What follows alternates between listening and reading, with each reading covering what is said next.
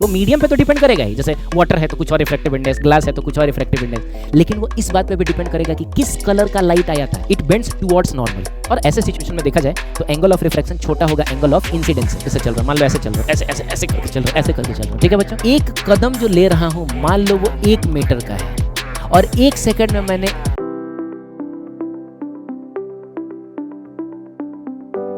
हाय बच्चों, कैसे हैं आप? Welcome to rescue course by physics.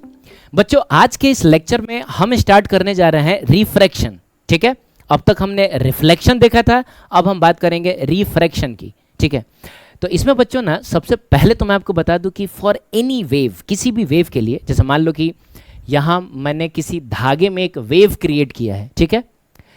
तो किसी भी वेव के लिए वेव की जो स्पीड होती है वो वेवलेंथ टाइम्स फ्रीक्वेंसी होती है। इसका मतलब वेवलेंथ और फ्रीक्वेंसी को मल्टीप्लाई करोगे तो तुमको स्पीड मिलेगा, ठीक है। अच्छा, वेवलेंथ के बारे में तो आप जानते हैं, हम इस वाले डिस्टेंस को चाहे इस वाले डिस्टेंस को वेवलेंथ कहते हैं और उसको डिनोट करते हैं कैसे? लैम्डा से, ठीक है। फ्रीक्वेंसी का मतलब हुआ कि 1 सेकंड में आपने कितना वेव पैदा किया। अब जैसे मान लो बच्चों 1 सेकंड में मैं अपने हाथ को 50 बार ऊपर नीचे करूं तो इस वेव की फ्रीक्वेंसी होगी 50 हर्ट्ज, ठीक है। आप जानते हैं फ्रीक्वेंसी का जो यूनिट होता है वो हर्ट्ज होता है। और फ्रीक्वेंसी को डिनोट कैसे करते हैं? न्यू से, है ना बच्चों। इसको न्यू पढ़ा जाता है, लिखते वी की तरह लेकिन पढ़ते न्यू है, ठीक है।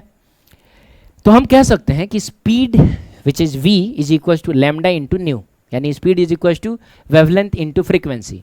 अब ये कॉन्सेप्ट ना आगे चल के खूब यूज होने वाला है, तो आप इसको एकदम एक फैक्ट की तरह याद रखेंगे, ठीक है। चलिए तो अब बात करते हैं मुद्दे की, जिसका नाम है रिफ्रैक्शन। तो बच्चों हम कह सकते हैं कि when light ray travels from one medium to another medium it deviates from its original path. जब भी कोई लाइट रे किसी एक मीडियम से दूसरे मीडियम में जाएगा ना, जैसे हवा से पानी में, चाहे हवा से ग्लास में, है ना, तो वो डेविएट करता है, मतलब थोड़ा मुड़ता है, और इसी घटना को हम रिफ्रैक्शन कहते हैं।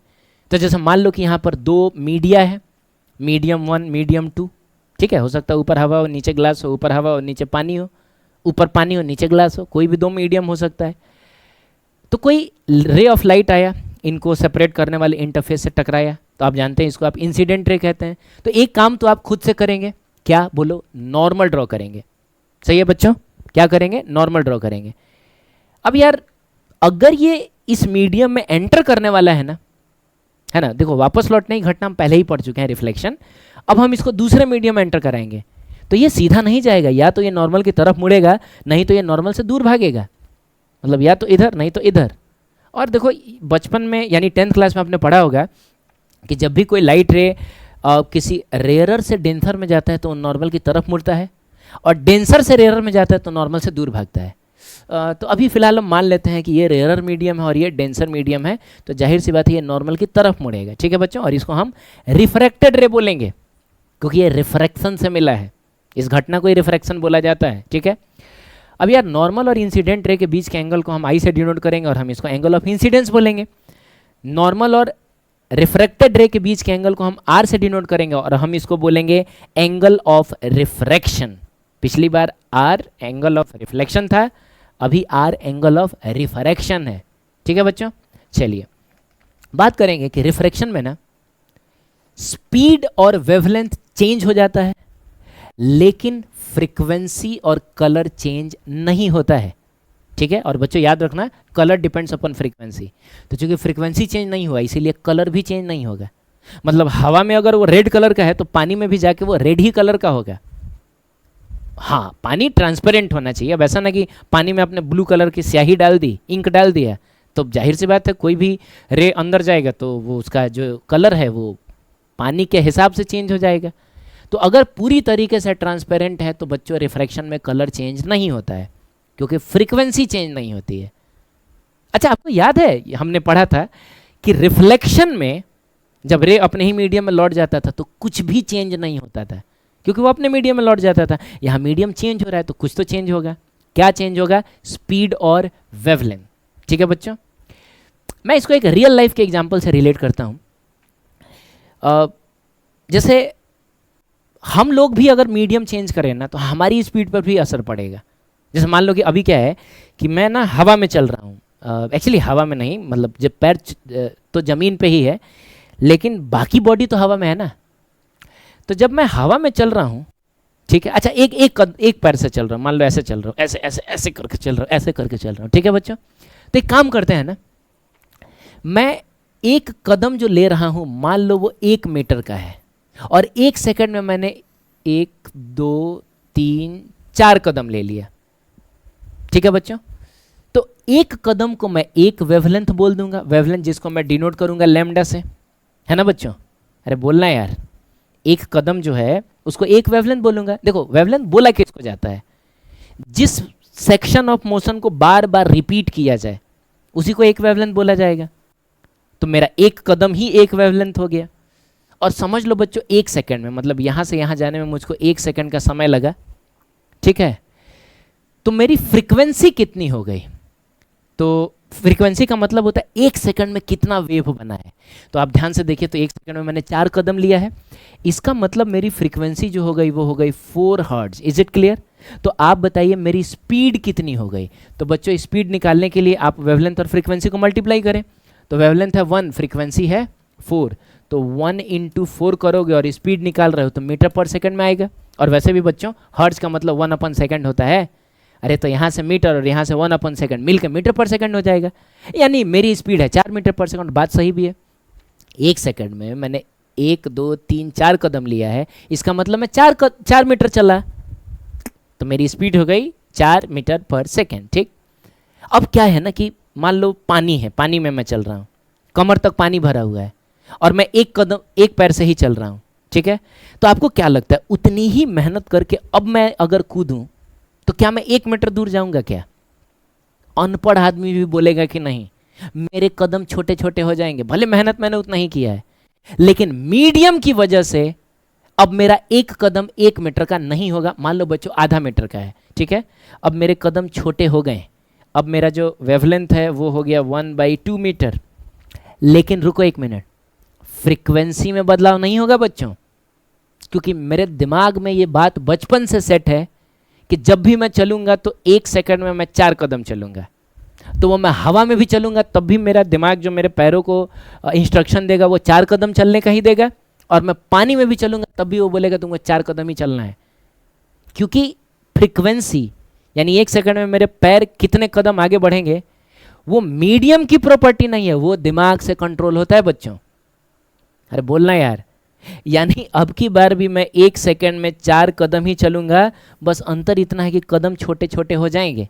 इसका मतलब हुआ बच्चों, क्योंकि 1 सेकंड में मैं अभी भी 4 कदम ही चला, यानी 4 ही वेव बनाया मैंने, मेरी फ्रीक्वेंसी में बदलाव नहीं हुआ, अभी भी वो 4 हर्ट्ज ही है। अब बताओ स्पीड कितनी हो गई, जल्दी बोलो बच्चों यार, स्पीड कितनी हो गई।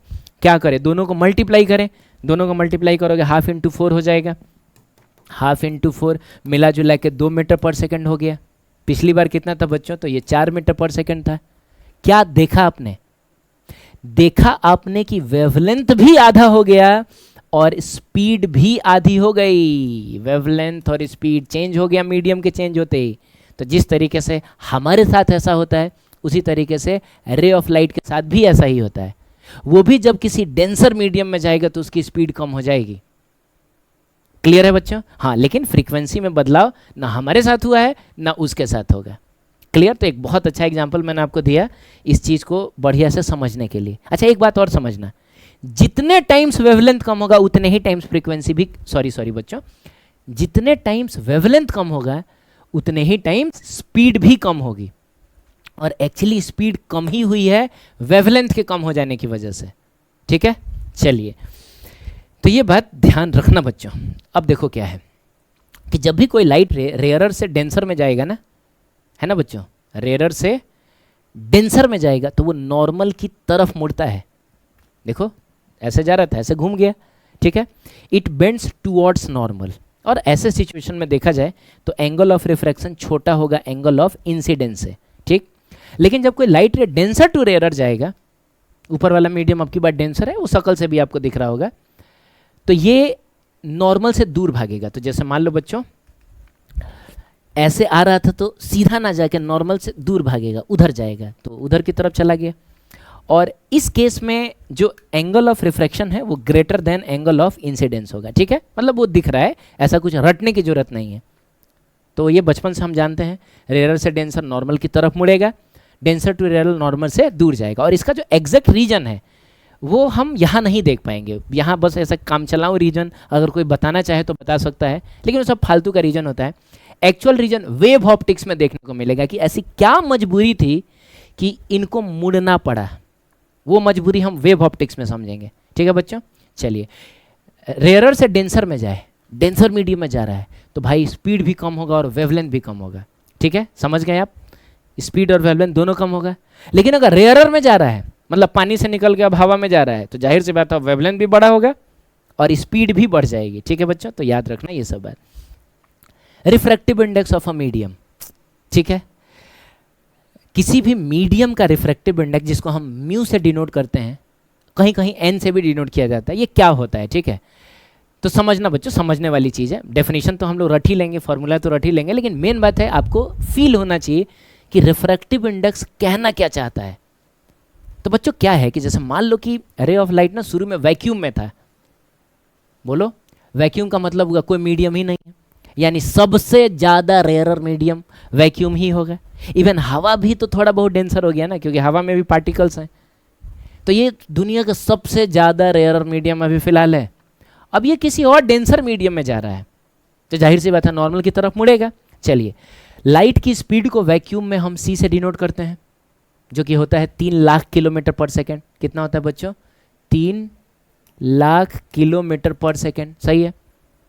अब जब इसमें आया तो स्पीड v हो गई, जाहिर सी बात है चेंज होगी, हो सकता है मान लो कहीं 1 लाख किलोमीटर पर सेकेंड हो गया, है ना बच्चों।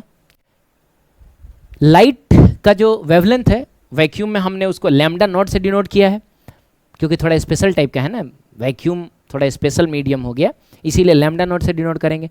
वो भी चेंज हो जाता है मीडियम में आने के बाद, इसीलिए हमने इसको लैम्डा से दिखा दिया, ठीक है। लेकिन फ्रीक्वेंसी में बदलाव नहीं होता है, इसीलिए वैक्यूम में भी न्यू था, अभी भी न्यू ही है, ठीक है। चलिए, अब देखो बच्चों क्या है कि वैक्यूम से जब भी लाइट किसी दूसरे मीडियम में जाएगा, अरे यार वैक्यूम से किसी दूसरे मीडियम में जा रहा है का मतलब किसी डेंसर मीडियम में ही जा रहा होगा, तो स्पीड कम होगी। स्पीड जितने टाइम्स कम हो जाए, जितने गुना कम हो जाए, उसी फैक्टर को बोला जाता है रिफ्रैक्टिव इंडेक्स। जैसे बच्चों एग्जांपल के लिए आप बताइए कि 3 लाख किलोमीटर पर सेकंड से 1 लाख किलोमीटर पर सेकंड हो गया, कितने गुना कम हुआ? तो 3 गुना कम हुआ ना। इसका मतलब हुआ इस मीडियम का रिफ्रैक्टिव इंडेक्स 3 होगा। फील हुआ आपको? जैसे मान लो कोई मीडियम है और उसका रिफ्रैक्टिव इंडेक्स 10 है, क्या मतलब हुआ इसका? कि जब भी लाइट वैक्यूम से इस मीडियम में एंटर करेगा उसकी स्पीड 10 टाइम्स कम हो जाएगी, 10 गुनी कम हो जाएगी। Is it clear? चलिए तो ठीक है। तो एक बात बताओ यार बच्चों, अगर मैं तुमसे पूछूं कि रिफ्रैक्टिव इंडेक्स को हम कैसे डिफाइन करें, मतलब रिफ्रैक्टिव इंडेक्स जो 3 आया है वो हमको कैसे मिलेगा, और आपके पास डेटा है कि यहाँ पर स्पीड 3 लाख किलोमीटर पर सेकंड है, यहाँ पर स्पीड 1 लाख किलोमीटर पर सेकंड है, कैसे निकालोगे? तो तुम बोलोगे सर एक काम करिए ना, आप इससे ना इसको डिवाइड कर दीजिए, यानी रिफ्रैक्टिव इंडेक्स निकालने के लिए आप 3 लाख किलोमीटर पर सेकंड को डिवाइड कर लीजिए 1 लाख किलोमीटर पर सेकंड से, तो आपको मिल जाएगा 3। इसका मतलब हुआ रिफ्रैक्टिव इंडेक्स का डेफिनेशन आपने खुद ही बता दिया। रिफ्रैक्टिव इंडेक्स का डेफिनेशन होगा speed of light in vacuum upon speed of light in medium. सही है बच्चों? किसी भी मीडियम का रिफ्रैक्टिव इंडेक्स जानना है तो ऊपर में आप speed of light in vacuum रखेंगे और नीचे में रखेंगे speed of light in that medium. सही है? ठीक है। अब एक बात बताओ यार, मैं सी को क्या लिख सकता हूँ? तो सी क्या है? स्पीड है, speed of light in vacuum है, और मैंने बताया ना कि वेव की स्पीड होती है वेवलेंथ इनटू फ्रीक्वेंसी, तो इस सी की जगह पे हम लिख सकते हैं lambda naught into mu, sorry new. अब आप बताइए वी को क्या लिख सकते हैं? तो वी को लिख सकते हैं लैम्डा इनटू न्यू। अब यार बच्चों यार न्यू न्यू कैंसिल हो जाएगा क्योंकि फ्रीक्वेंसी में तो बदलाव होता नहीं है, तो इस प्रकार म्यू इज इक्वल्स टू मिला बच्चों lambda naught divided by lambda. इसका मतलब हुआ रिफ्रैक्टिव इंडेक्स सिर्फ स्पीड्स का ही रेशियो नहीं होता है, ये वेवलेंस का भी रेशियो होता है। क्लियर है बच्चों? सही है, ठीक है। अच्छा एक चीज़ और है, यहाँ से अगर मैं v निकालना चाहूँ बच्चों, v निकालना चाहूँ तो मैं क्या लिखूंगा? v इज इक्वल टू लिखूंगा c upon mu. What does it mean यार? कि मीडियम में जाते ही लाइट की जो स्पीड है वो म्यू टाइम्स कम हो जाती है। अरे c को म्यू से डिवाइड कर रहे हो यार, यानी म्यू टाइम्स कम हो जाएगा। और बात सही है, किसी भी मीडियम में जाते ही लाइट की स्पीड जितने टाइम्स कम हो जाती है वही तो रिफ्रैक्टिव इंडेक्स होता है। सिमिलरली अगर मैं यहाँ से वेवलेंथ इन मीडियम निकालना चाहूँ कि मीडियम में वेवलेंथ कितना होगा, तो बच्चों वो हो जाएगा lambda naught divided by mu. सही है बच्चों? Is it clear? तो हम लोग कह सकते हैं बच्चों कि वैक्यूम से मीडियम में जाते ही लाइट की स्पीड और वेवलेंथ दोनों कम होता है। कितने टाइम्स कम होता है? तो बच्चों म्यू टाइम्स कम हो जाता है, इस बात को याद रखना। क्लियर है? चलिए अब ना हम कुछ लोगों का रिफ्रैक्टिव इंडेक्स देखेंगे। तो बच्चों वैक्यूम का रिफ्रैक्टिव इंडेक्स जो होता है वो एग्जैक्ट 1 होता है। एक काम करते हैं ना, इसको थोड़ा हम ठीक से लिखते हैं। आपको जो पीडीएफ मिलेगा उसको मैं सुधार दूंगा, ये थोड़ा सा यहाँ गलत हो गया। वैक्यूम का रिफ्रैक्टिव इंडेक्स ना एग्जैक्टली 1 होता है, एग्जैक्टली 1 होता है। ठीक है बच्चों, ये एग्जैक्टली 1 है। और एयर का रिफ्रैक्टिव इंडेक्स लगभग 1 होता है। कैसे, मैं आपको समझा देता हूँ। देखो सबसे पहले अगर मुझको वैक्यूम का रिफ्रैक्टिव इंडेक्स लिखना है तो रिफ्रैक्टिव इंडेक्स का डेफिनेशन ही होता है कि आपको ऊपर में बोलो बच्चों speed of light in vacuum लिखना है और नीचे में speed of light in medium लिखना है। और पता चल रहा है कि मीडियम खुद वैक्यूम ही है, तो speed of light in medium की जगह पे भी हम वैक्यूम में ही लाइट की स्पीड लिखेंगे, तो सी से सी कट जाएगा, आंसर 1 आ जाएगा। अरे यार डेफिनेशन के हिसाब से ऊपर हमको सी लिखना होता है और नीचे जिस मीडियम का हम रिफ्रैक्टिव इंडेक्स देख रहे हैं उस मीडियम में लाइट की स्पीड देखनी होती है। तो पता चल रहा है मीडियम तो खुद वैक्यूम ही है। अरे उसी का तो निकाल रहे हो यार, यानी नीचे में भी तुम सी ही लिखोगे तो 1 आ गया। लेकिन क्या है ना बच्चों कि अगर आप एयर का लिखेंगे ना, एयर का, और नीचे velocity of light in air लिखना होगा आपको, और पता चलता है कि velocity of light in air जो होता है ना वो लगभग इक्वल होता है velocity of light in vacuum के। मतलब लाइट जब वैक्यूम से एयर में आता है तो बहुत ज़्यादा उसकी स्पीड में चेंज नहीं होता है। तो चूंकि ये लगभग सी के ही बराबर है तो इसीलिए हम काट के लगभग 1 बोलेंगे। तो एयर भी रहेगा तो उसका रिफ्रैक्टिव इंडेक्स हम लोग 1 ही लेंगे बच्चों। लगभग है लेकिन हम लोग 1 ले लेंगे, ठीक है। बाकी वाटर का याद रखना 4/3, और काट के जब आप इसको लिखेंगे तो 1.33 होगा, ठीक है। ग्लास का बच्चों 3/2, ये सब याद रखने वाली बातें हैं, यानी लगभग 1.5। डायमंड मतलब हम लगभग जितने ट्रांसपेरेंट मीडियम हमको हमारे डेली लाइफ में मिलते हैं हम उनका देख रहे हैं, ठीक है। सबसे ज़्यादा तो हवा मिलता है भाई, उसी में तो हम जीते हैं। उसके बाद पानी, उसके बाद ग्लास, फिर डायमंड भी तो में भी शायद आपको ज़िंदगी में कभी मिले। तो याद रखना है ना, जो आपको डायमंड दे उसको बताना कि देखो मुझको पता है इसका रिफ्रैक्टिव इंडेक्स होता है 2.42, ठीक है ना। स्टेज पे जब डायमंड मिलेगा ना आपको तो बता देना उसको, ठीक है। 2.42 होता है, इसका रिफ्रैक्टिव इंडेक्स बहुत ज़्यादा होता है बच्चों, ठीक है। चलिए अब एक बहुत इंपॉर्टेंट बात सुनना, ये पूरे चैप्टर भर इंपॉर्टेंट रहने वाला है, यहाँ जो कुछ भी लिखा हुआ है। रिफ्रैक्टिव इंडेक्स यानी म्यू मीडियम के साथ साथ कौन से कलर का लाइट आ रहा है या किस वेवलेंथ का लाइट आ रहा है उस पर भी डिपेंड करता है। यानी मीडियम के साथ साथ लाइट के वेवलेंथ पर भी डिपेंड करता है, ठीक है बच्चों। जैसे तुम ऐसे समझो ना यार कि मान लो तुम अभी मुझसे पढ़ रहे हो, ठीक है, रे ऑप्टिक्स मुझसे पढ़ रहे हो, यूट्यूब पे और भी बहुत सारे टीचर्स होंगे, तो तुमको मिलने वाला जो ज्ञान है वो टीचर पे तो डिपेंड करता ही है, मतलब मीडियम पे तो डिपेंड कर ही रहा है कि वो ज्ञान तुमको कहाँ से मिल रहा है, कौन से मीडियम से तुम ले रहे हो। साथ ही साथ वो स्टूडेंट पे भी तो डिपेंड करेगा। जैसे मैंने पढ़ा दिया, ठीक है, तो जरूरी थोड़ा ना कि जितने सारे स्टूडेंट्स होंगे सबको एग्जैक्टली सेम ज्ञान मिलेगा। हो सकता है कोई 100% समझ जाए, कोई 90% समझे, कोई 70% ही समझे, किसी को कुछ समझ में ना आए, ऑन मतलब वीडियो चालू करते ही 2-3 मिनट देखो और भाग जाए यहाँ से, कुछ समझ में नहीं आ रहा। तो आपको जो ज्ञान मिला वो मुझ पे तो डिपेंड कर ही रहा है, मीडियम पे तो डिपेंड कर ही है, साथ ही साथ आप पर भी तो डिपेंड कर रहा है। तो ठीक वैसे ही कोई भी मीडियम कितना रिफ्रैक्टिव इंडेक्स ऑफर करेगा वो मीडियम पे तो डिपेंड करेगा ही। जैसे वाटर है तो कुछ और रिफ्रैक्टिव इंडेक्स, ग्लास है तो कुछ और रिफ्रैक्टिव इंडेक्स, लेकिन वो इस बात पे भी डिपेंड करेगा कि किस कलर का लाइट आया था। रेड कलर का लाइट आएगा तो ग्लास जो है वो कुछ और रिफ्रैक्टिव इंडेक्स ऑफर करेगा। वायलेट कलर का लाइट आएगा तो ग्लास कुछ और रिफ्रैक्टिव इंडेक्स ऑफर करेगा। समझ रहे हैं? और याद रखिएगा, वेवलेंथ अगर ज़्यादा होगा तो रिफ्रैक्टिव इंडेक्स कम होगा। ठीक है? और आपने पढ़ा है, मैंने आपको बताया है कि VIBGYOR में जैसे जैसे हम आगे बढ़ते हैं लैम्डा बढ़ता है बच्चों। तो याद रखना, लैम्डा बढ़ेगा तो रिफ्रैक्टिव इंडेक्स जो होगा वो कम होगा। यानी कोई भी मटेरियल वॉयलेट कलर को ज्यादा रिफ्रैक्टिव इंडेक्स ऑफर करेगा और रेड कलर को कम रिफ्रैक्टिव इंडेक्स ऑफर करेगा। ठीक है? याद रखना, since wavelength of red is greater than wavelength of violet. अब ये रिलेशन उल्टा हो जाएगा। इसका मतलब हुआ कि refractive index for red colour will be less than reflective index for violet colour. ठीक है बच्चों, बहुत सिंपल सी बात है, ज़्यादा लोड मत लेना। इतना याद रखना कि रेड कलर और वॉयलेट कलर दोनों आएगा ना किसी मीडियम से टकराने, तो वो मीडियम वॉयलेट को थोड़ा ज़्यादा रिफ्रैक्टिव इंडेक्स ऑफर करेगा। समझो ना, प्रसाद दे रहा है, ठीक है, पूजा हुआ प्रसाद दे रहा है, तो हो सकता है आपकी जान पहचान का कोई आ जाए तो आप उसको थोड़ा ज़्यादा प्रसाद दे देंगे, ऐसा समझ लेना।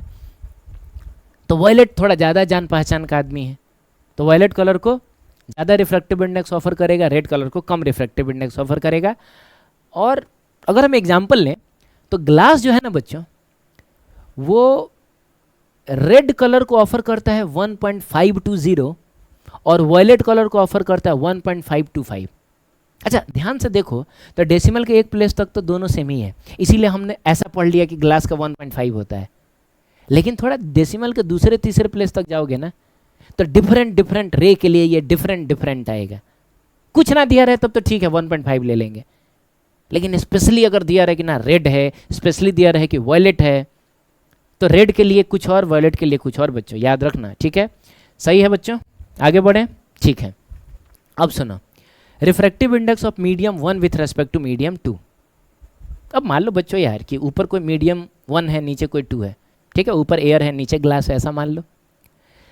तो जब भी कोई रे ऑफ लाइट आएगा फिर इधर जाएगा, तो आप जानते हैं इसमें लाइट की जो स्पीड होगी वो अगर कुछ v1 है और इसमें लाइट की स्पीड कुछ v2 है, बोलो यार, तो ये दोनों 3 लाख किलोमीटर पर सेकेंड तो नहीं होगा, क्योंकि 3 लाख किलोमीटर पर सेकेंड जो स्पीड होती है ना, 3 × 10⁸ मीटर पर सेकेंड, वो वैक्यूम में होती है। और वैक्यूम ये है ना, ये भी कोई और मीडियम है, ये भी कोई और मीडियम है। हो सकता है इसमें 2 लाख किलोमीटर पर सेकेंड हो, इसमें 1 लाख किलोमीटर पर सेकेंड हो। ठीक है? तो refractive index of medium 1 with respect to 2 को हम लिखेंगे μ1 2, ऐसे लिखा जाएगा बच्चों, या इसको ऐसे भी लिखा जाता है μ1 और 2 ऊपर लिख देगा, या फिर ऐसे भी लिख सकता है μ1 और 2 यहाँ लिख देगा, या फिर ऐसे भी लिख सकता है μ1 और 2 यहाँ लिख देगा। हाँ, मतलब हुआ कि जिसका रिफ्रैक्टिव इंडेक्स आप देख रहे हैं, आप 1 का देख रहे हैं तो उसको यहाँ पर रखेगा, यहाँ पर, और जिसके रेस्पेक्ट में देख रहा है उसको कहीं भी घुमा के लिख सकता है। मतलब ये लिखने का तरीका है। ठीक है बच्चों? और इसका मतलब होता है refractive index of medium 1 upon refractive index of medium 2। याद रखना, फिर से बोलो बच्चों, refractive index of medium 1 with respect to two क्या होता है? तो ये होता है refractive index of medium 1 divided by refractive index of medium 2। ठीक है? ठीक है, चलिए अब एक बात बताओ यार, ये जो μ1 बाई μ2 है, सही है, इस μ1 की जगह पे हम क्या लिख सकते हैं? तो बच्चों हमने देखा था म्यू का मतलब होता है c/v, मतलब speed of light in vacuum upon speed of light in medium. तो μ1 का क्या मतलब हुआ? तो μ1 का मतलब होगा c/v1। अरे बोलना यार, μ1 का क्या मतलब हुआ? c/v1, क्योंकि इस मीडियम में लाइट की स्पीड v1 है। और μ2 का क्या मतलब होगा? c/v2, तो आप c/v2 लिखेंगे, c से c को कैंसिल कर देना। और तुम देखो ध्यान से बच्चों, तो 1/v1 डिवाइडेड बाई 1/v2, तो पता है ना कि नीचे वाली चीज़ पलट के मल्टीप्लाई होगी, तो μ1/μ2 इज इक्वल्स टू आ गया v2/v1। बहुत बहुत बहुत इंपॉर्टेंट रिलेशन बच्चों। रिफ्रैक्टिव इंडेक्स और वेलोसिटी का रेशियो उल्टा होता है। इसका मतलब हुआ μ1/μ2 is equals to v2/v1। Clear है? याद रखना, बहुत क्वेश्चंस में हम इसका इस्तेमाल करने जा रहे हैं। ठीक है, चलिए अब एक और बात है, जब भी दो लोगों का जो रेशियो है वो अगर उल्टा हो, इसका मतलब उनके बीच का जो रिश्ता होता है वो इन्वर्सली प्रोपोर्शनल वाला होता है। इसका मतलब velocity inversely proportional to mu होगा। क्या मतलब हुआ यार? मतलब ये हुआ कि म्यू ज़्यादा होगा ना बच्चों, म्यू ज़्यादा होगा ना, तो वेलोसिटी कम होगी। और वेलोसिटी कम हो रही है का मतलब हुआ मीडियम डेंसर होता जा रहा है। मीडियम कैसा होता जा रहा है बताओ बच्चों? मीडियम डेंसर होता जा रहा है। यानी म्यू जितना ज़्यादा होगा मीडियम उतना ही डेंसर होगा और स्पीड उतनी ही कम होगी। सही बात है, डेंसर मीडियम में जाएंगे स्पीड कम ही हो जाएगी। क्लियर? चलिए, तो ये सारी बातें जो हैं आप ध्यान रखेंगे, छोटे छोटे कॉन्सेप्ट्स हैं, खूब यूज होने वाले हैं। म्यू ज़्यादा तो मीडियम डेंसर और स्पीड कम। तो मैं अगर आपसे पूछूं बच्चों कि ये जितनी सारी चीज़ें यहाँ लिखी गई हैं, इनमें सबसे ज़्यादा सबसे डेंसर मीडियम कौन सा है? तो देख लो सबसे म्यू ज़्यादा किसका है। तो सबसे डेंसर मीडियम डायमंड हो गया। ठीक है बच्चों, उससे बताओ थोड़ा कम डेंसर कौन है? तो ये हो गया।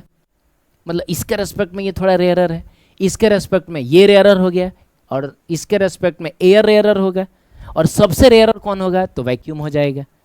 ठीक है, रिफ्रैक्टिव इंडेक्स को देख हम ये भी बता सकते हैं कि कौन सा मीडियम कितना डेंसर है। ठीक है, चलिए कुछ क्वेश्चंस करते हैं बच्चों, जल्दी जल्दी। सारा क्वेश्चन वीडियो पॉज करके पहले खुद से करना है, अगर मैं बोलना भूल जाऊं तब भी आपको करना है। ठीक है बच्चों, कर लिया आपने? ठीक है, कह रहा है बीम ऑफ मोनोक्रोमेटिक लाइट। अच्छा बच्चों, मोनोक्रोमेटिक का मतलब मैं आपको समझा दूं कि उसमें ना बस सिंगल वेवलेंथ का लाइट होगा। जैसे मान लो कि ये रेड कलर का है तो बस इसमें रेड ही कलर होना चाहिए। जैसे वाइट लाइट जो होगा, तो वाइट लाइट में तो कई सारे कलर्स होते हैं, तो वो मोनोक्रोमेटिक नहीं हुआ, वो पॉलीक्रोमेटिक हो गया। ठीक है, तो अगर मान लो दो लाइट है, रेड है और वॉयलेट है, उसका मिक्सचर है, तो हम उसको डाइक्रोमेटिक बोलेंगे। तीन लाइट है तो ट्राइक्रोमेटिक बोलेंगे। मोनोक्रोमेटिक का मतलब रेड है तो बस रेड है, येलो है तो बस येलो है। ठीक है, तो ये वर्ड खूब मिलने वाला है, इसीलिए मैंने आपको समझा दिया। अब beam of monochromatic light of is refracted from vacuum into medium of refractive index 1.5। ठीक है बच्चों, मतलब वैक्यूम से वो किसी मीडियम में आ रहा है और इसका रिफ्रैक्टिव इंडेक्स जो है 1.5 है। The wavelength of refracted light will be. अच्छा, पूछ रहा है कि इसका वेवलेंथ क्या होगा। अरे बच्चों, तो वैक्यूम से जब भी कोई लाइट किसी भी मीडियम में जाता है तो आप जानते हैं कि स्पीड भी कम होता है और वेवलेंथ भी कम होता है, तो इसका आंसर हो जाएगा स्मॉलर। ठीक है, कर लो वीडियो पॉज करके खुद से। हो गया? ठीक है। When a ray of light enters in a glass slab from air it's wavelength decrease. हाँ सही है, मतलब एयर से अगर ग्लास में जा रहा है तो वेवलेंथ भी कम होगा, स्पीड भी कम होगी, तो ये तो सही है। वेवलेंथ इंक्रीजेस, ये गलत हो गया। फ्रीक्वेंसी इंक्रीजेस, नहीं बच्चों, फ्रीक्वेंसी में बदलाव नहीं होता है, तो ये भी गलत हो गया। Neither wavelength nor frequency changes, ये भी गलत हो गया, क्योंकि वेवलेंथ में तो चेंज हो ही रहा था। ठीक है, करो बच्चों जल्दी से। हो गया? ठीक है। Monochromatic beam of light wavelength दे दिया 6000 एंगस्ट्रॉम इन वैक्यूम, है ना बच्चों। तो जब ये चीज़ जो वैक्यूम में था बच्चों, कहाँ था बोलो जल्दी? वैक्यूम में था, तो लैम्डा नॉट की वैल्यू थी 6000 एंगस्ट्रम। और बच्चों याद रखना, एंगस्ट्रम का मतलब होता है 10⁻⁻10 मीटर। याद रखना, मीटर लगाना मत भूलना। एंगस्ट्रम डिस्टेंस का यूनिट होता है। कितने लोगों को ये लगता है कि एंगस्ट्रम का मतलब होता है 10⁻⁻10? नहीं, 10⁻⁻10 मीटर होता है। ठीक है, कह रहा है कि इसका रिफ्रैक्टिव इंडेक्स जो है म्यू की वैल्यू जो है 1.5 है इन द मीडियम। ठीक है, आपको बताना है कि वेवलेंथ क्या है और फ्रीक्वेंसी क्या है। तो इस मीडियम में वेवलेंथ बताना, फ्रीक्वेंसी बतानी है। तो बच्चों पहली बात कि जो फ्रीक्वेंसी यहाँ होगी वही फ्रीक्वेंसी यहाँ भी होगी। क्लियर है? तो पहले तो पता कर लो कि यहाँ फ्रीक्वेंसी कितनी थी। तो बच्चों अगर मैं बात करूँ इन वैक्यूम की, इन वैक्यूम की बात करूं तो आप जानते हैं कि स्पीड जो होता है 3 × 10⁸ मीटर पर सेकंड होता है, और वेवलेंथ दिया हुआ है 6000 × 10⁻⁻10 मीटर। ठीक है, तो आपको बताना है फ्रीक्वेंसी कितनी होगी। तो सिंस वी नो दैट कि जो स्पीड होती है वो वेवलेंथ इंटू फ्रीक्वेंसी होती है, यानी कि फ्रीक्वेंसी जो होगा वो स्पीड अपॉन वेवलेंथ होगा। स्पीड है 3 × 10⁸ मीटर पर सेकेंड, और बच्चों इसका जो वेवलेंथ है वो है, अगर इसको ध्यान से देखा जाए तो 3 जीरो इसको दे दोगे तो ये 10⁻⁻7 बन जाएगा। तो 6 × 10⁻⁻7, ठीक है बच्चों, और वेवलेंथ है तो ये ऐसे रह जाएगा। ठीक, अब क्या है कि इससे इसको काट दोगे तो 2 बार में जाएगा। अच्छा एक काम करो ना बच्चों, यहाँ से एक 10 इसको दे दो, तो 10 इधर दे दोगे तो 10/2 5 हो जाएगा, और ये बच गया है 10⁻⁻ कितना 7। ठीक है, और 10⁻⁻7 ऊपर जाएगा तो 10⁻7 बनेगा, और पहले से 10⁻7 था, यानी ये 10⁻14। मीटर से मीटर कट गया, और 1/सेकंड को हम हर्ट्ज कहते हैं, यानी फ्रीक्वेंसी हो गई इतनी हर्ट्ज। तो मीडियम में भी यही रहेगी, यानी फ्रीक्वेंसी की जगह पे हम लोग ये वाला रख देंगे। ये हमारा आंसर है। ठीक है, अब हमको पता करना है कि वेवलेंथ कितना होगा। तो एक चीज़ हम जानते हैं कि वेवलेंथ जो होता है, इसमें वेवलेंथ अगर लैम्डा है तो बच्चों लैम्डा जो होगा ना वो लैम्डा नॉट को म्यू से डिवाइड करने पर आपको मिल जाएगा। बोलो भाई, वेवलेंथ जो होता है वो वैक्यूम वाले वेवलेंथ से म्यू टाइम्स कम होता है। तो आप बताइए यहाँ क्या लिखेंगे, 6000 एंगस्ट्रम डिवाइडेड बाई 1.5। ठीक है, अब एक काम करना है यार, इसको 0 दे के ऐसे कर दो, और 15 से ये 4 बार में जाएगा, इसका मतलब आंसर आ गया 4000 एंगस्ट्रम। ठीक है बच्चों, सही है, म्यू टाइम्स कम हुआ, तो ये दोनों आंसर हो जाएगा। ठीक है, IIT JEE 85 का सवाल था। ये कह रहा है, दो है असर्शन और रीजन। असर्शन कहता है कि refractive index of the glass is higher than that of air. बात सही है, ग्लास का रिफ्रैक्टिव इंडेक्स एयर से ज़्यादा होता है, तो बिल्कुल सही बात है। Optical density of a medium is directly proportional to its mass density. हाँ बच्चों, ऑप्टिकल डेंसिटी और मास डेंसिटी का अंतर समझ लेना है। मास डेंसिटी जो आपने बचपन में पढ़ा था वो होता है, मास डेंसिटी का मतलब हुआ मास अपॉन वॉल्यूम। तो मास मेजर करेंगे, फिर उस चीज़ का वॉल्यूम मेजर करेंगे, डिवाइड करेंगे तो मिलेगा, जो कि मिलता है हमको kg/m3 में। ऑप्टिकल डेंसिटी एक डिफरेंट चीज़ है। ऑप्टिकल डेंसिटी का मतलब हुआ कि लाइट की जो स्पीड है वो उस मीडियम में जाके कितने टाइम्स कम हो रही है, और इसको दिखाने के लिए हम लोग रिफ्रैक्टिव इंडेक्स का सहारा लेते हैं। जिसकी ऑप्टिकल डेंसिटी ज़्यादा है उसका रिफ्रैक्टिव इंडेक्स भी ज़्यादा होगा। तो इन दोनों के बीच में कोई रिलेशन नहीं होता, दोनों दो बिल्कुल डिफरेंट चीज़ें हैं। आप समझ रहे हैं, कहने के लिए दोनों डेंसिटी है, लेकिन मास डेंसिटी एक अलग चीज़ है, ऑप्टिकल डेंसिटी एक अलग चीज़ है। तो ये बोल रहा है क्या दोनों डायरेक्टली प्रोपोर्शनल है, वो घंटा कुछ नहीं है, दोनों में रिलेशन ही नहीं है, तो ये बिल्कुल गलत बात बोल रहा है। इसका मतलब हुआ कि assertion is correct but reason is not correct. Option number इसका सी सही रहेगा। ठीक है, चलिए वीडियो को पॉज करके ट्राई करिए। हो गया, देखते हैं। फ्रीक्वेंसी दिया हुआ है, फटाक से लिख लेते हैं बच्चों। Frequency 5 × 10⁻14 hertz. ठीक है, और कहाँ दिया हुआ है, तो कहीं दिया रहे यार, फ्रीक्वेंसी तो चेंज होता ही नहीं है, मीडियम में हो वैक्यूम में हो हर जगह यही रहेगा। ठीक है, अब कह रहा है कि एक ऐसे मीडियम में वो एंटर करता है जिसका रिफ्रैक्टिव इंडेक्स है 1.5। ठीक है बच्चों, तो वैक्यूम से वो एंटर करता है म्यू की वैल्यू 1.5 वाले मीडियम में। बोलता है कि बताइए वेलोसिटी क्या होगी, और बोलता है कि वेवलेंथ क्या होगा, है ना बच्चों। तो यार सबसे पहले तो एक बात बताओ, हम अगर इन वैक्यूम की बात करें, ठीक है, तो वैक्यूम में पहले पता कर लो लाइट की स्पीड क्या है, क्योंकि आपको स्पीड भी तो पता करना है।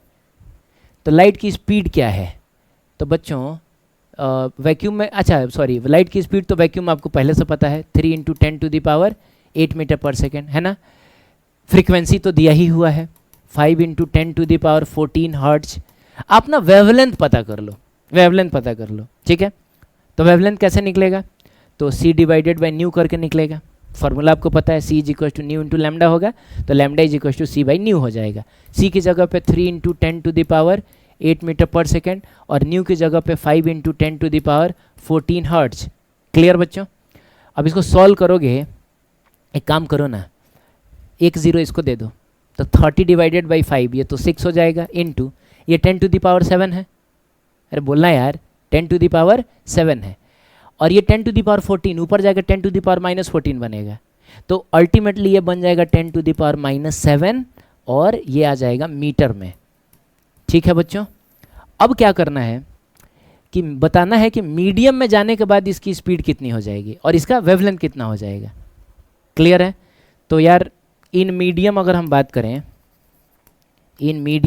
तो स्पीड जो होगा वो c/μ हो जाएगा, यानी 3 इंटू 10⁸ मीटर पर सेकेंड को हम डिवाइड कर देंगे म्यू विच इज़ 1.5 से। अब यार इससे ये तो 2 बार में चला जाएगा ना, तब तो स्पीड हमको सीधे ही पता चल गया, 2 इंटू 10⁸ मीटर पर सेकेंड। क्लियर है? अच्छा, अब अगर हमको लैम्डा पता करना है तो आप जानते हैं लैम्डा जो होगा λ0/μ होता है। ठीक है, तो λ0 हमने निकाल रखा है बच्चों, कितना है बताओ जल्दी, 6 इंटू 10⁻7 मीटर। ठीक, अब इसको डिवाइड करोगे किससे, तो 1.5 से, तो ये इससे 4 बार में जाएगा ना, सही है।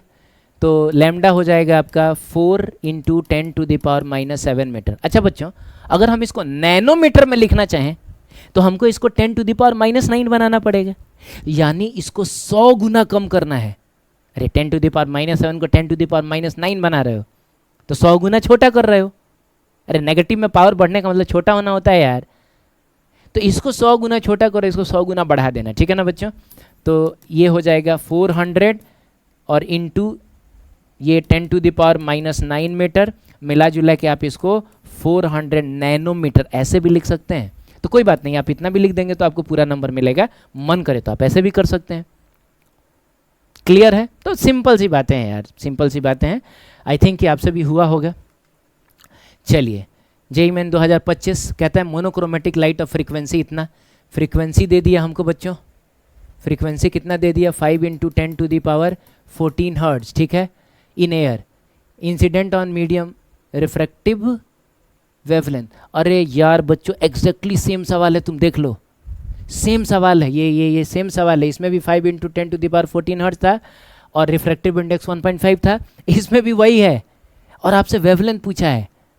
देखा आपने कैसे 2025 ने 1983 का क्वेश्चन रिपीट किया है आईआईटी का, समझ रहे हैं? तो हम क्या निकाले यार, हमको पहले से पता है कि इसका जो वेवलेंथ है वो 400 नैनोमीटर आने वाला है। बोलो यार हम क्या करेंगे, पहले हम सी पता है 3 इंटू 10⁸ मीटर पर सेकेंड, तो यहाँ से हम λ0 निकाल लेंगे, और एक बार λ0 हमको मिल गया तो लैम्डा इज इक्वल टू हो जाएगा λ0/μ, फिर हमको मिल जाएगा। ठीक है, the frequency of light wave in a material is इतना। ठीक है, and wavelength is 5000 angstrom, the refractive index the material will be कितना। ठीक है ना बच्चों? तो कह रहा है, अच्छा तो मटीरियल में ना एंटर करने के बाद फ्रीक्वेंसी जो है वो है 2 इंटू 10⁻14 हर्ट्ज। ठीक है, और वेवलेंथ जो है वो है 5000 एंगस्ट्रॉम। ठीक है, तो हम क्या कर सकते हैं, अरे भाई तो हम स्पीड निकाल सकते हैं, और क्या कर सकते हैं, स्पीड निकाल लीजिए कितनी है, तो स्पीड इज इक्वल टू होता है फ्रीक्वेंसी इंटू लैम्डा। अच्छा पहले तो वीडियो पॉज करके खुद से ट्राई किया ना तुमने, बेईमानी नहीं यार बच्चों, प्लीज़ कर लेना यार, नहीं करोगे मैं बार बार बोलता हूँ कोई फ़ायदा नहीं है। यहाँ मैं किसी भी लेवल का क्वेश्चन करा दूँ, तुमको किसी भी लेवल पे फ़ायदा नहीं होगा अगर तुमने एक बार कम से कम क्वेश्चन को पढ़ के समझा नहीं है, मेरे कराने से कोई फ़ायदा नहीं होगा। ठीक है, चलिए देखते हैं, मल्टीप्लाई करिए जल्दी से। तो 2 इंटू 10⁻14 इंटू 5000, और एंगस्ट्रम का मतलब होता है 10⁻−10। ठीक है, और मीटर वीटर सब मैं नहीं लिख रहा हूँ क्योंकि मैं वेलोसिटी निकाल रहा हूँ, सीधे मैं लास्ट में मीटर पर सेकंड लिखूंगा। ठीक है बच्चों, अब देखो क्या है कि सबसे पहली बात तो ये कि 5 दूनी कितना हो गया, 10 हो गया बच्चों, और इंटू ये 10⁻14 है 10⁻3 10⁻17 में से 10 गया, तो ये बन गया आपका कितना बताइए, 10⁻7। सही है, मीटर पर सेकंड, मिला जुला के ये हो गया 10 टू द पावर 8 मीटर पर सेकेंड। ठीक, अब हमको म्यू बताना है, म्यू की वैल्यू कितनी है यही बताना है। तो बच्चों आप जानते हैं म्यू होता है speed of light in vacuum upon speed of light in medium. तो आप बताइए speed of light in vacuum कितना होता है 3 × 10 टू द पावर 8 मीटर पर सेकेंड, और मीडियम में लाइट की स्पीड कितनी है तो 10 टू द पावर 8 मीटर पर सेकेंड। इससे ये कैंसिल हो जाएगा और आंसर आपका 3 आ जाएगा। तो आशा करता हूँ कि आपका भी आया होगा। क्लियर? चलिए, नीट का सवाल, पता नहीं कौन से ईयर का है, लेकिन नीट या AIPMT मतलब मेडिकल का ही सवाल होगा ये। वीडियो पॉज करके ट्राई करो पहले। हो गया? चलिए देखते हैं। कहता है light travels through a glass plate of thickness T। अच्छा, तो कोई ग्लास प्लेट है बच्चों, ग्लास प्लेट है और लाइट ना इसमें से होकर ट्रैवल कर रहा है। ठीक है, अच्छा अब आप बोलेंगे कि सर मुड़ा क्यों नहीं है ये, तो ये हम आगे चल के देखेंगे कि अगर कोई रे ऑफ लाइट एकदम परपेंडिकुलर टकराता है ना तो वो एकदम सीधा ही चला जाता है, वो नहीं मुड़ता है। मतलब एक एक्सेप्शन आप इसको मान के चल सकते हैं। मीडियम चेंज होने के दौरान लाइट मुड़ता जरूर है, लेकिन एकदम परपेंडिकुलर आएगा तो सीधा निकल जाता है, तब नहीं मुड़ता है। ठीक है, अब एक बात बताओ यार, यहाँ अगर लाइट की स्पीड c है तो यहाँ से यहाँ तक लाइट की स्पीड कितनी होगी, c/μ हो जाएगी। अरे यार म्यू टाइम्स कम हो जाएगी। और शायद इसका थिकनेस T दिया हुआ है, तो हमसे पूछ रहा है कि बताओ कितना टाइम लगेगा लाइट को यहाँ से यहाँ आने में। अरे भाई, तो टाइम का फॉर्मूला हमने बचपन में पढ़ा है, टाइम इज इक्वल्स टू होता है डिस्टेंस बाई स्पीड। याद है 9वीं क्लास में? तब यार डिस्टेंस कितना है, तो डिस्टेंस जो है वो T है और स्पीड कितना है तो c/μ है। म्यू कूद के ऊपर जाएगा और आपको मिल जाएगा μT डिवाइडेड बाई c। इसका मतलब ये हुआ कि ऑप्शन नंबर D सही है। क्लियर? चलिए आगे बढ़ते हैं। तो अच्छा एक चीज़ देखना समझना बच्चों, ये नीट 93 का सवाल है। अरे पहले उसको हम AIPMT बोलते थे ना, और ये दोनों एग्जैक्टली सेम सवाल है। बस इसमें क्या है ना कि T म्यू के टर्म में दिया है और इसमें ना वैल्यूज़ दे दी हैं।